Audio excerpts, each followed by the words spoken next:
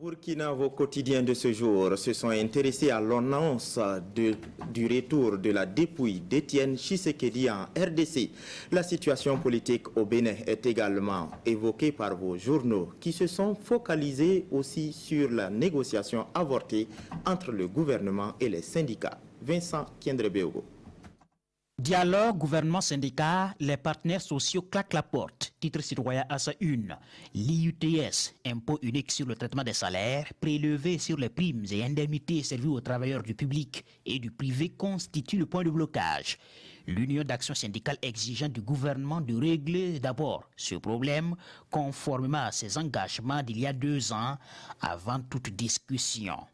Il ne devrait pas y avoir de préalable à l'ouverture des travaux dans une rencontre comme celle-là, rétorque le Premier ministre qui, ne connaissant pas le contenu de ce préalable, avait proposé de le verser au débat.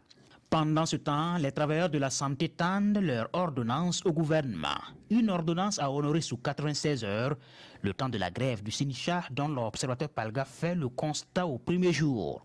Un constat qui donne plusieurs centres de santé entièrement fermés et désertiques à Ouagadougou comme dans d'autres villes du pays. Le journal Le Pays commente la situation politique au Bénin. Selon le journal, le président Patrice Talon joue aux médecins après la mort, proposant de relire le cours électoral après un scrutin des plus contestés dont il sort gagnant avec sa large majorité au Parlement et qu'il ne remet pas en cause.